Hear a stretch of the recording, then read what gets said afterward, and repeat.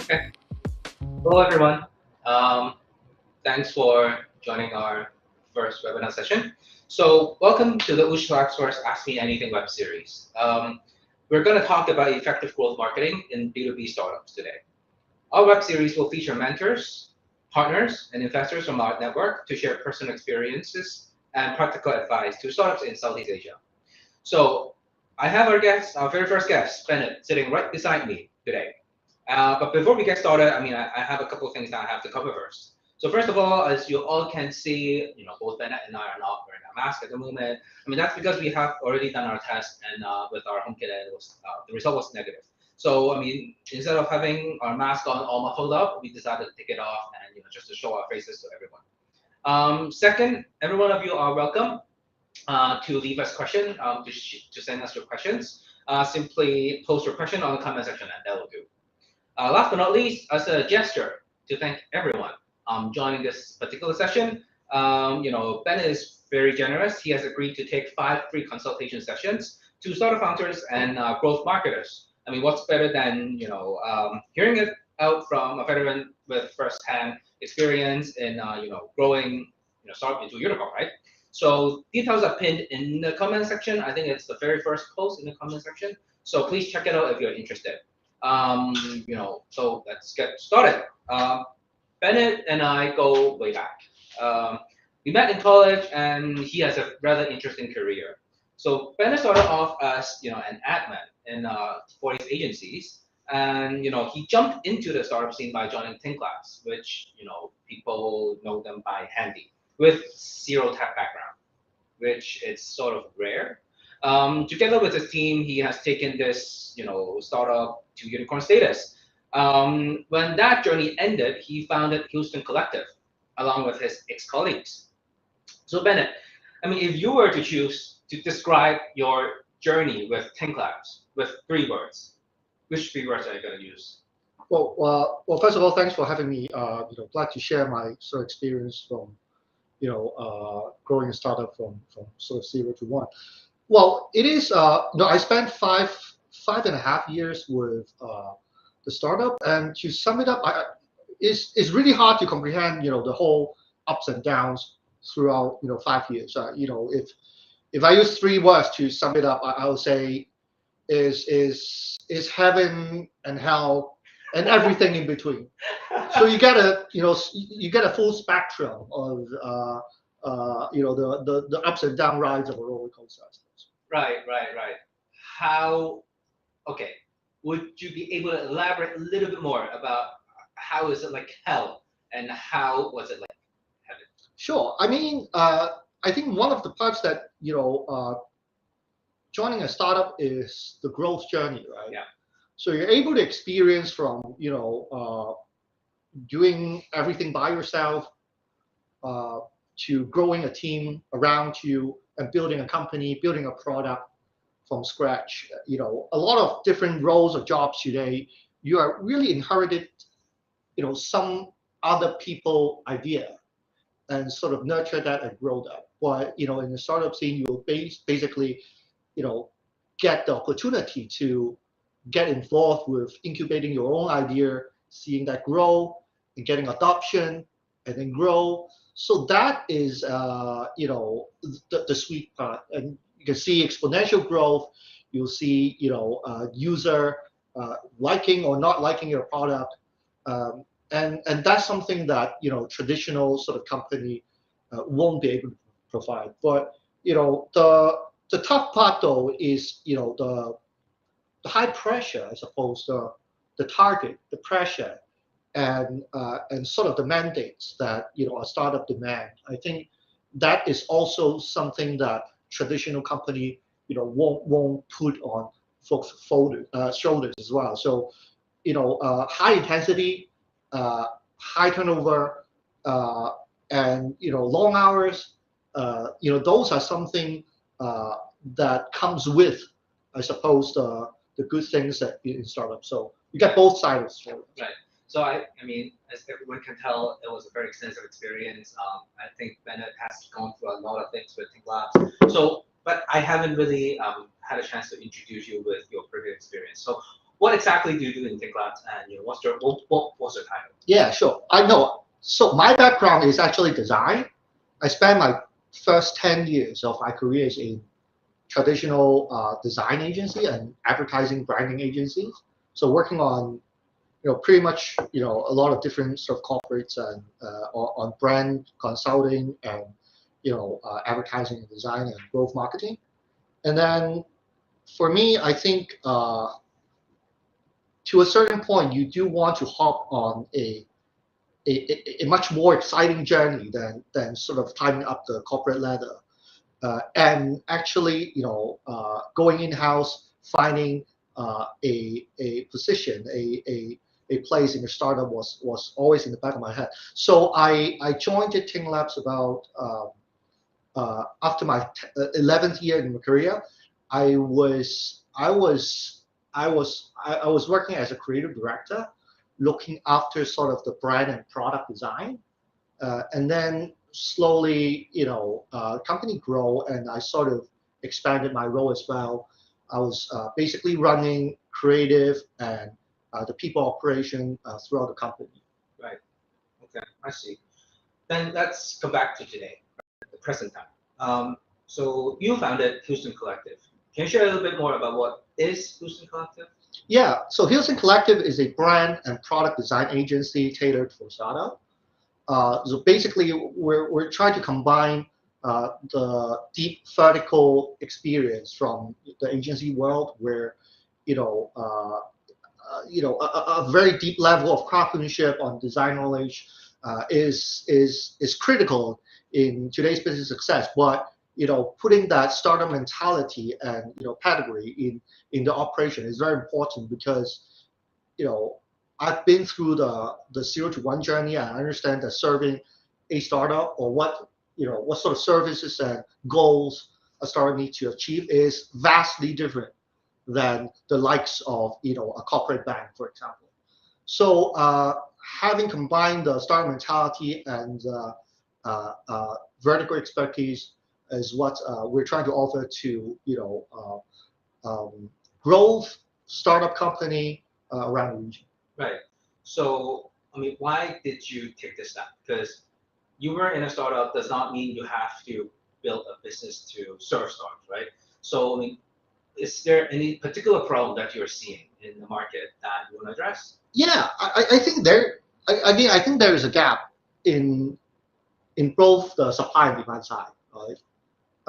In the supply side, I don't think there is a lot of different design company and design agency in Hong Kong, but I don't think there isn't a lot of design agencies that are segment specific in terms of working. There are design companies that very much focusing on, for example, property development or F&B, things like that. But as we can see, I mean, there is a big chunk of economy is going for textile. There really isn't, at least in Asia or this region, a specialty design company that focuses on growing not only sort of a design or brand image, but growing as a business. So having been through the startup journey, I understand the mentality that is. So that's sort of the supply side of having a company that are focusing on startup. But on the demand side, I was in the seats of running an in-house sort of design and creative discipline within sort of startup at a very early stage. There is so much challenge that a startup at a growth stage and an early stage needs before they they flash out a 20 people in-house creative company. There from that zero journey to that more sort of more resourceful stage, there is a lot of tough problems that you will need to find from the market expertise to solve. But there really isn't a lot of service provider that slap their startup mentality on to solve those problems. And you might find freelancer, you might hire juniors, but at the caliber of the talent that needs to solve critical problems for growth startup, it is very hard to come by. So that's where we found Houston Collective to trying to tackle this gap. Right. I mean, I hear a lot about design, right? but it is not very common for us to correlate growth with design, honestly. And from what I have heard, I think you're implying that actually a lot of problems you face when you are growing your company is something that design can help out and resolve, right? Yeah. Would you be able to share a bit more about how design can actually be the way of solving difficult problems? Sure. No, I think a lot of folks sort of misunderstand design as, it's an aesthetic, it's a thing of beauty, it's a little bit subjective. But design essentially is how things work. So how your product work is design. So if a growth company, I suppose their first milestone, say, is to, acquire the first 100 customers, two things needs to work, right? That product needs to deliver the promise that the product needs to solve with a good experience. That is design, right? And the second part is, even if you have a product, you have to find the market, right? Communicating back to market, acquiring customer requires great deal of sort of communications and design. So for me, I think design works in both ends. In A, telling folks what the product is, and B is having that product works. And design sit as the epicenter of creating that experience. Right. I think that clears out a lot of, I guess, confusion sometimes when people talk about design. Right? Yeah. It's definitely more than just aesthetics. Yeah. So,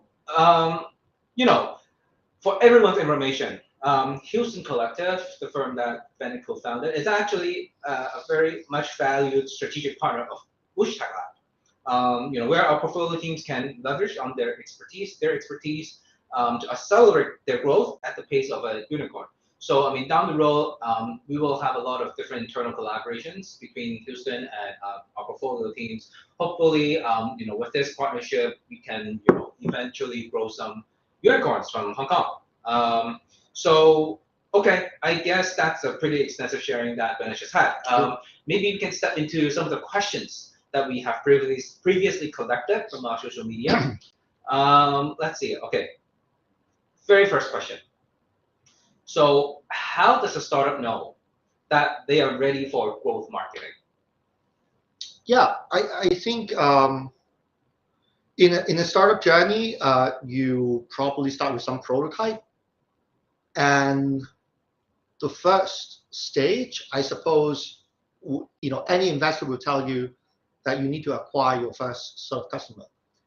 And in reality, I think your first customer is likely be your friend, relatives, or your mom or dad, or your whoever, right? So that's the first thing. They are your what we call a UAT, sort of the user acceptance test.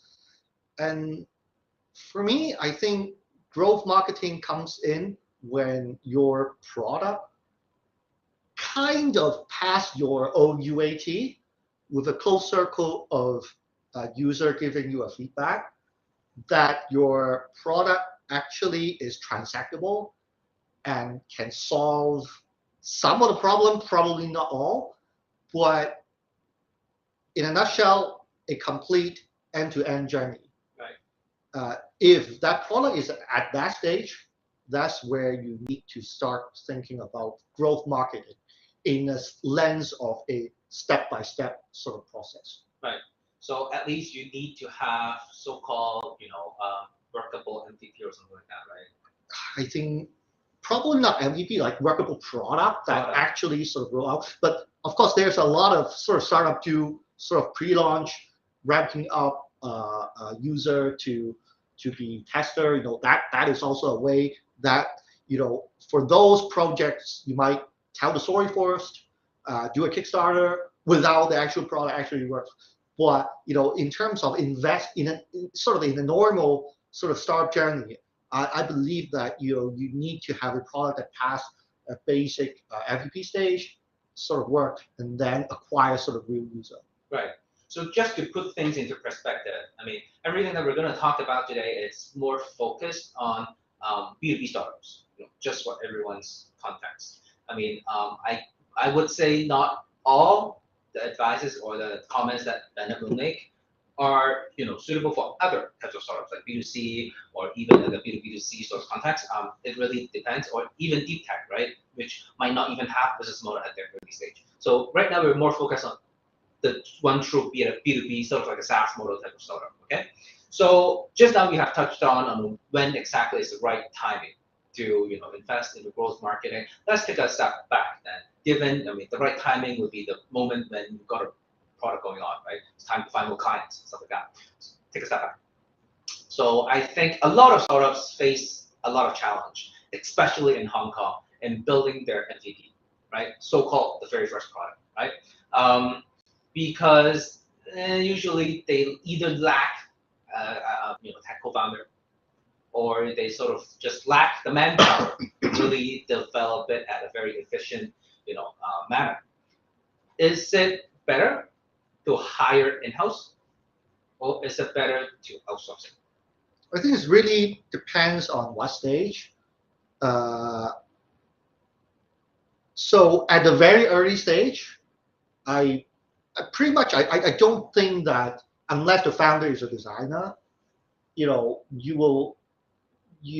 probably won't have the sort of the capital to put a full-time designer in-house.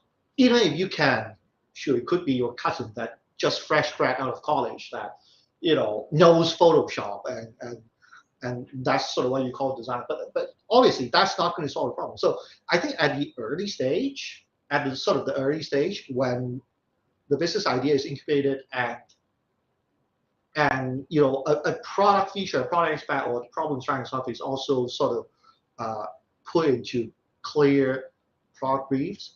I think that's when you do need sort of design help to get at least prototype working and get the first version of the product so that it is presentable to be it your family and friends or investors or sort of the early adopters. So at the very early stage, I don't think anyone, or unless it's a design co-founder, you really can't put that sort of heavy lifting in-house. Right. I mean, I would sometimes I would see startups. They might even, they may have a tech co-founder, but I don't want to generalize all the tech talents in Hong Kong. But I'm good at tech doesn't mean I'm good at design. Sure. Is that true? Does that happen? Because I see some early stage startup, they might have the knowledge to sort of build the product, Yeah. but without, maybe without the right design elements, not aesthetics elements, right? Yeah. Sometimes it's about the UX, sometimes it's about acquisition journey, stuff like that. Yeah. Do you see that the answer towards my previous questions? Yeah. It doesn't really have to be either I outsource or I don't outsource. Sometimes it can be both, right? I can hire sort of in-house, and I can also outsource part of the things that I'm not familiar with to the right talents, right? Yeah, absolutely. In a startup journey, right, even from that 0 to 1 over say 5 years, at the first 3 years or 4 years, or even perpetually, there will be a lot of talent gaps that an organization needs. Right. And especially at the early stage, basically the founder needs to be a Superman and cover the full spectrum. What I think depends on the knowledge of the founder. Whenever there is a technical or a niche gap that needs to be covered, then you might need to head out and find, be it freelancers or or agency or whatnot to sort of solve that gap. And just to respond in terms of the technology and sort of design part, I think in modern sort of startup company or in the last recent 20 years, there is a bridge between technology and design as a company, so how it's structured and how people structure is technology, product, and design. Design and technology both serves a product goal. For me, the most important role a CEO, a founder needs to wear at the beginning stage is a product manager, right? The CEO is the company's product manager. So having that product vision clearly, articulated, then you will find technology and design solution to solve for it. But in terms of how modern sort of product organization work, you can't look at design as a standalone function. It's usually folded under product. Right. Then, given the fact that, sometimes no matter how early you are, I mean, if necessary, engaging or outsourcing to an agency is, someone somehow should be considered, right? But my next question is to drill a bit even deeper, okay? What's the best way to work with an agency? I mean, to my knowledge, the common knowledge of engaging an agency is to draft up a brief, or even if you don't draft up a brief, just structure a brief, tell the agency, tell them what you need, and then wait for the agency to deliver. That might be months or 2 months or 3 months later, right? With this sort of, working dynamics, the usual result that I hear is that things have to be reworked. Some of the things are just not a brief. Some of the other things might go wrong, and then they have to waste another 2 to 3 months. So I assume that's not really working for startups because time is of essence for them, right? Is there a better way for startups to work with agencies? Well, I would argue that having things rework, having things late and not on time, is the same as in-house and outsource agency. Cool. Even when you're working in Google, you have 200 engineers and 200 designers. Things need to be more than product or SaaS product or tech product. What we call a constant iteration stage, right, is always being reworked and business changes as well. So I think the best way to work with an agency, for me, is you will need to have commercial alignment that is based on time spent, right? So because rather than based on I want a T-shirt, you give me a T-shirt, but in reality, that T-shirt is constantly evolving and is a digital interface that is not printed and it can be always evolving. So I think it's important to have your freelancer or agency have commercial alignment, just like how you would sort of work with your own staff. Is sort of the commercial agreement between you and your in-house staff is a time commitment, right? So having that and a goal that is breakdown to milestones, I think is critical to have a efficient design and product moving forward. Yeah, I just caught something very interesting. So the mentality of engaging an agency should be similar to hiring your staff, because you are hiring for, a very fundamental concept of it is to hire is time, right? Yeah. You hire him for 22 work days per month, and leverage on his expertise. So right now, when we engage to agencies, I mean, we're probably not just engaging one person, but a whole team, right? Yeah. So the mentality can be very similar, right? Although, I mean, as an entrepreneur myself, sometimes I would be super scared that, hey, what if, the amount of time needed is way more than we expect. And once it crosses my expectation and things sort of start to get out of control, I mean, then my whole budget might fall apart, stuff like that. Yeah, I think that will happen. That will happen, right? That will happen. Right. You can ask any entrepreneur that, if they thought their product looks like 6 months ago, and 6 months later, I guarantee you it won't look like A. Right. So and that's just the reality. And then the agency or whoever will deliver you A, but that is not going to work. Mm-hmm. That will evolve. It will be 8.1 or 8.12 or 8.123 or 8.114. And that needs to be a clear commercial alignment between sort of agency and sort of the founder that is a time-based. In turn, the agency needs to be agile, and they need to not follow a strict brief, because trust me, speaking with a founder on a strict brief is irrelevant.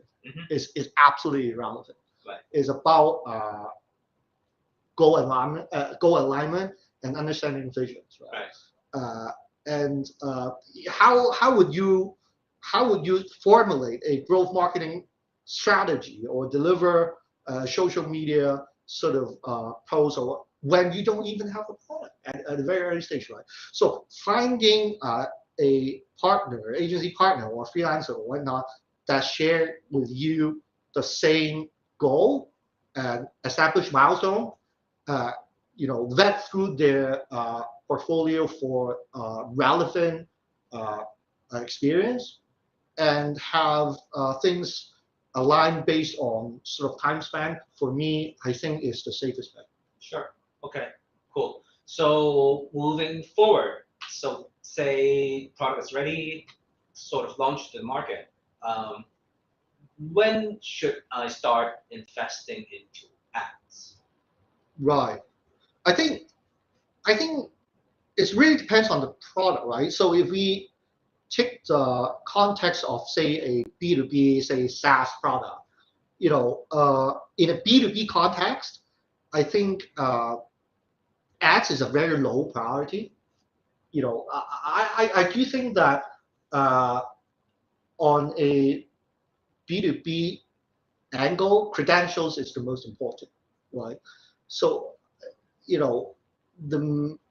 I would really encourage founders to think about building up credentials of user testimonial and creating content, and put it in. You start with own media and have your own sales force, and have that sort of be the bullseye of your sort of the marketing strategy, is to grow your company based on your own content and with client testimonial.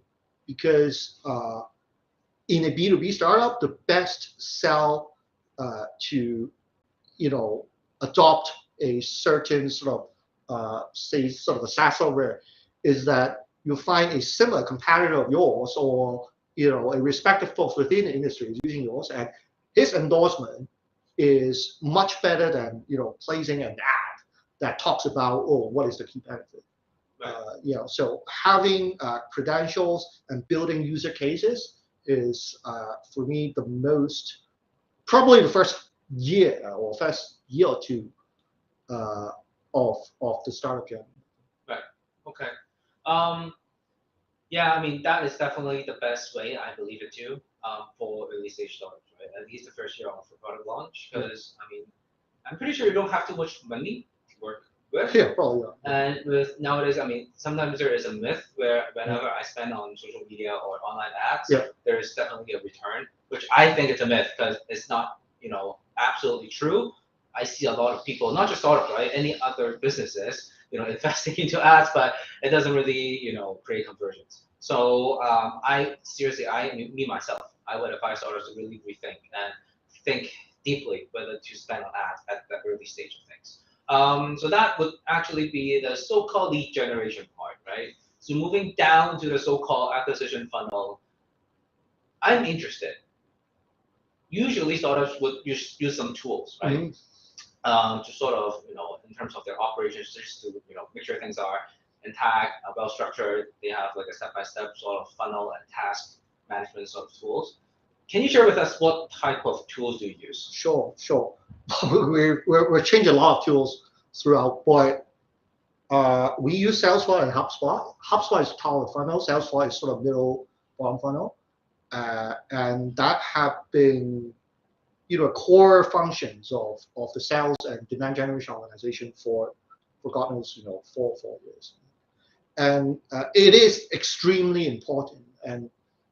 And as the company grow, there are new people coming in, there are new clients coming in, and there are new data points coming in as well. what we often refer to is as Salesforce, or be it is a HubSpot or Salesforce or other software you guys use, is a single source of truth. We look at Salesforce as a single source of truth at how the company financially and in terms of customer acquisition is doing.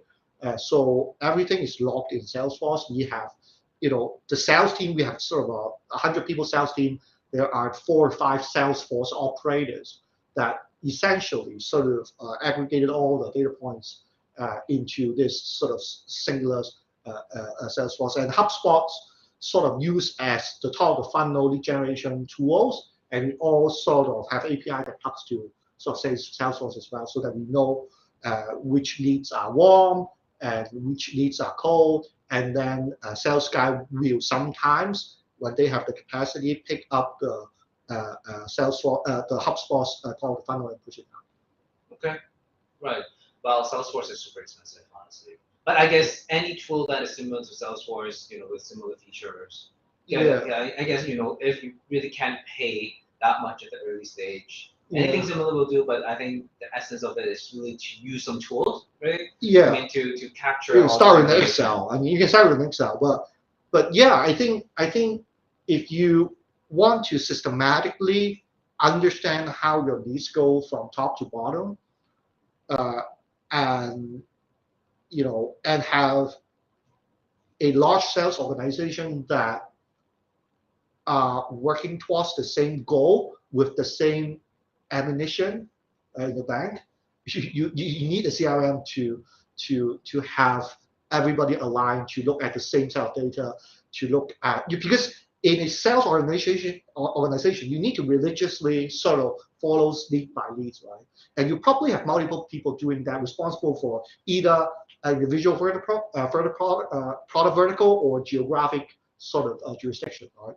So a software that guide sales guy where the jurisdiction is, and they will just follow those leads and lock those down, so that the communication cost within the sales organization is even more streamlined. I think it's crucial. Yeah, I mean, choosing the right tool, it's a really critical fundamental thing that you really have to address, because I guess what Ben is saying is that you really depend on it when you scale up. Yes. Right. I mean, if you don't have the right tool, not using it correctly, I mean, it's just gonna be a hassle when you scale. Yeah. Yeah. Okay. Cool. So my next question. It's common that you would incentivize your sales team, right? But sometimes when it comes to B2B startups, you might not have a sales team, right? You might only be having, so-called a marketing team, where they are responsible for content, responsible for any digital marketing activities, like probably SEO, SEM, etc. Mm-hmm. If I'm a founder, should I set up an incentive scheme for them? Well, I think so. I think especially on a B2B startup, first, I think a founder need to segment their market, right? If you have identified your market segment and is a B2B sort of business, and you have I think the lovely thing about the B2B side is that there is a finite numbers of potential client that you can target with. That number could be 10,000, or it could be 5,000, it could be 100,000, but but it usually won't sort of exceed that in terms of sort of B2B sort of context. So I think the first step is as a company, you need to clearly identify what the database of your client, of your potential client is. And then the second thing is to systematically create sort of a top of funnel to reach them. Really depends on how big that database is. In a lot of B2B context where, for example, a SaaS software is providing disruptive services to sort of traditional service provider. In that sense, for us, back then in sort of the hospitality context, 99% of the leads are generated by direct sales, meaning sales guy that are foot soldiers that knocks on your client's doors and push that leads down your funnel. And basically, I think it is the most effective sort of way to acquire a customer. And essentially, you are buying relationships rather than sort of buying leads, because you're hiring from folks within the industry to endorse your product, and they have their own needs and relationship that they build in the market. You could have a single sales guy that penetrated 50% of a certain city. That was sort of in our case as well. And the best way to fuel that sales engine, for me, that's not really sort of a tech play or whatnot. It's a very traditional foot soldier sales play that you want your sales folks to be single-mindedly pushing your product to a potential customer and putting that signature down on the contract. And and I don't think reinventing the wheel is important, and providing sort of shares or or stock options is very long tail for the sales guy mentality. The most effective way for me is also simply sort of commission. So so that I think from my experience is a critical part of the sales organization, is the commission schemes in terms of how much they will get when they sort of hit whatever sort of threshold.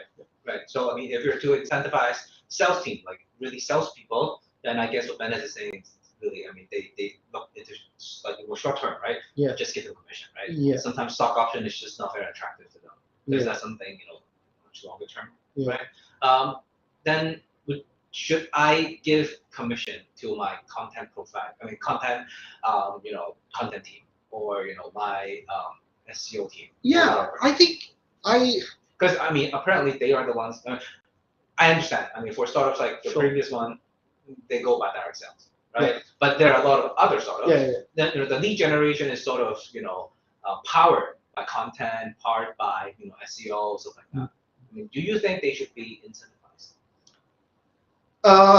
I think again is if you look at your sales funnel as I'm sure your SEO or content team, they're not gods. I think they are responsible for the top of funnel. They're not entirely responsible for your bottom of the funnel. Yeah. So that's really not their responsibility. So I think that needs to be fair and sort of clear out. Would you incentivize your SEO or content team for the top of the funnel, just the top of the funnel? Then there is sort of a thought experiment of what if they're bringing in wrong leads? What if their leads are irrelevant and the conversion is low? Then you're not, if you're paying per dollar on your top leads, then commercially, it's not sound as well. I rarely heard that, for example, even an agency side would take commissions in terms of sort of the top of the funnel, unless you're freaking Google. So we haven't experienced, or in my sort of career, I haven't experienced sort of a sound commercial structure where a outsource or even in-house service provider that has a direct commission based on it. But however, as human capital organization, you should give tight KPI for individual function, especially for performance marketing, right?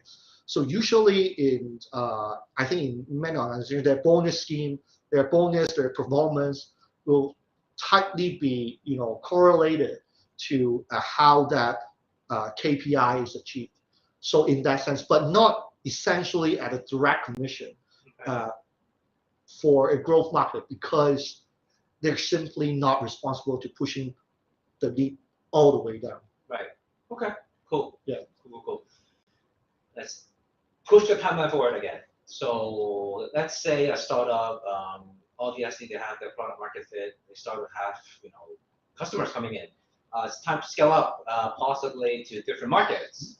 From what I heard, it's really important for a startup to build their own expansion playbook.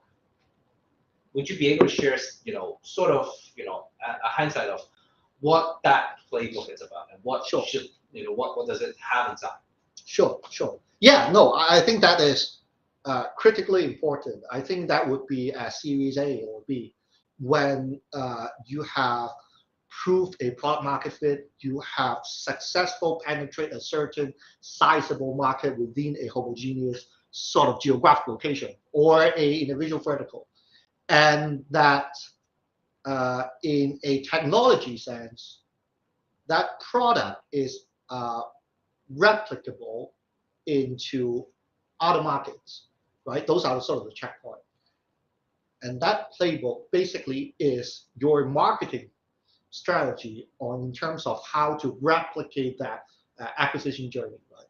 So back then, sort of what I've experienced, the playbook is, really about, well, first of all, I think just to be super clear, you at that stage in the scaling up stage or growing into multiple market stage, the first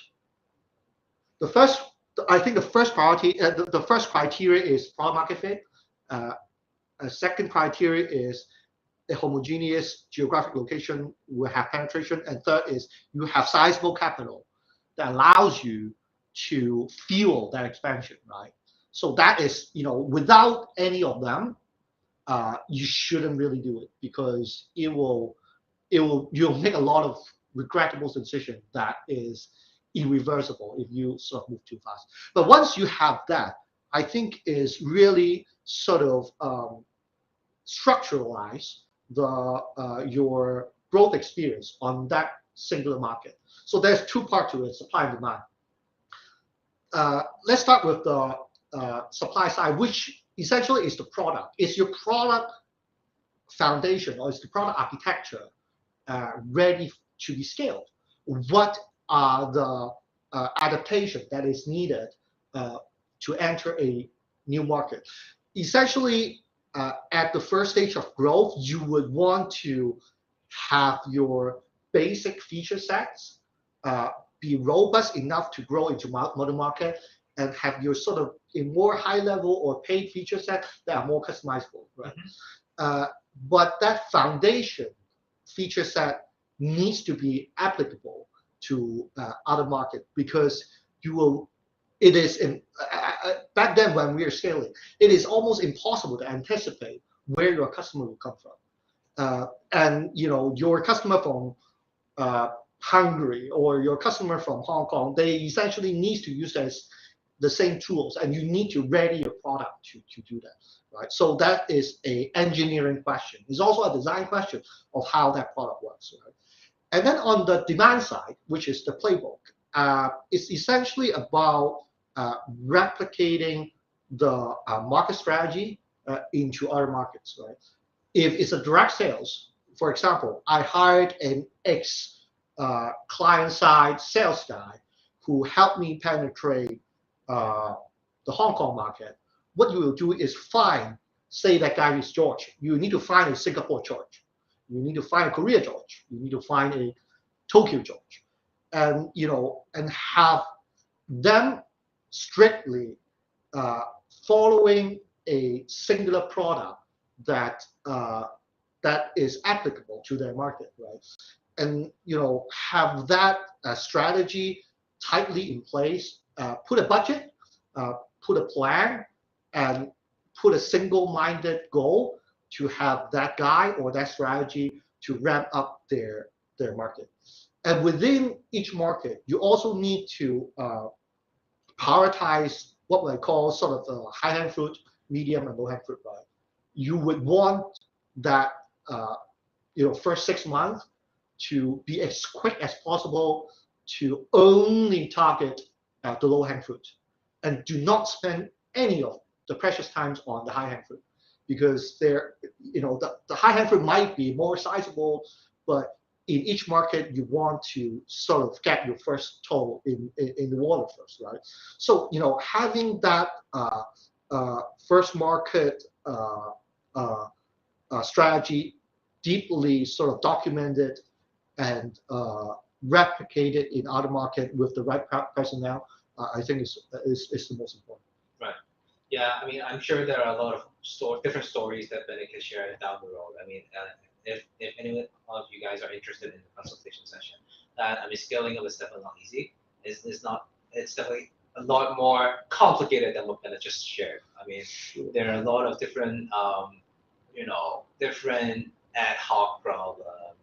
Yeah. Different adaptations that you have to make for different market, no matter how, in theory, they are similar, right? Yeah. So I'm not going to drill too deep into that. But I think we have sort of passed the 15 minutes mark, right? Maybe I'll just end with let's say one last question, something a bit more personal. Yeah. So in your time with a tech startup or your time with Houston, right? What's the biggest or most memorable dilemma that you have faced? Yeah, I think I think there's two things. I think you have deeply invested into the wrong product, solving the wrong problem, that you have sunk so much time and effort in, and you ignore the data and keep diving in to a point where other people are pulling you and stop you. So sometimes I think as a founder as well, you will be so invested in your own hypothesis and overly invested too much in the wrong idea. So that's my sort of biggest learning. I think so. In terms of the product and sort of market growth, sometimes you have invest in the wrong market as well. So the most important part is to create milestones. Essentially, that milestone is a sanity check, right? For you in terms of product market fit. If your product does not hit the first milestone of that market, you have to kill it. You cannot give yourself any excuse. You have to kill it and move on. So being able to be extremely brutal about how you manage your cash flow, and in terms of admitting that startup is a relentless journey of making mistakes and correct it again, is very important. There are products and markets that we didn't pass the first milestone, but we keep pushing, and basically put a huge dent in the company's bank and sort of the HR organization as well. So that's sort of one mistake that I think a lot of founders need to be very careful, is a sanity check in terms of the progress of your initiative. Yeah, I understand it's easier than said, right? When you're the founder, I mean, Yes. Sometimes you are so confident that you might ignore a lot of, signs, right? Yeah. That are showing around you, right? But I think the sanity part, it's really true. Yeah. I mean, no matter how smart you are, there is still a chance that you might be overseeing something or might be making a mistake. And that's when co-founder needs to play a critical role on that as well. In critical business decision, I think it depends how the structure works, but I think the co-founder will be the sort of good cop bad cop part to put some conscience in some, because every now and then you will fall into that self absorbed sort of conscious where you're really not thinking straight, and that co-founder needs to have that sort of a Yeah, I agree. So yeah, I mean, I guess that's about it today. We're running out of time. Just to make sure everyone's aware, Bennett is offering some consultation sessions. So do check out the pinned comment in our comment section if you're interested. Sign up, and we'll be in touch. Thank you for Bennett's time today, and just for everyone, just to give you guys a heads up, this is definitely not the only webinar, not the only AMA we're going to do. We are planning for our next one in the next month. So stay tuned. We have another guest, really interesting guest that we are inviting, to do an AMA. So stay tuned, and we'll be seeing you again soon. All right. Thank you, Bennett. Thank you. So Thank you, much. Jeff. Thank you so much. Thank you. All right. See you guys.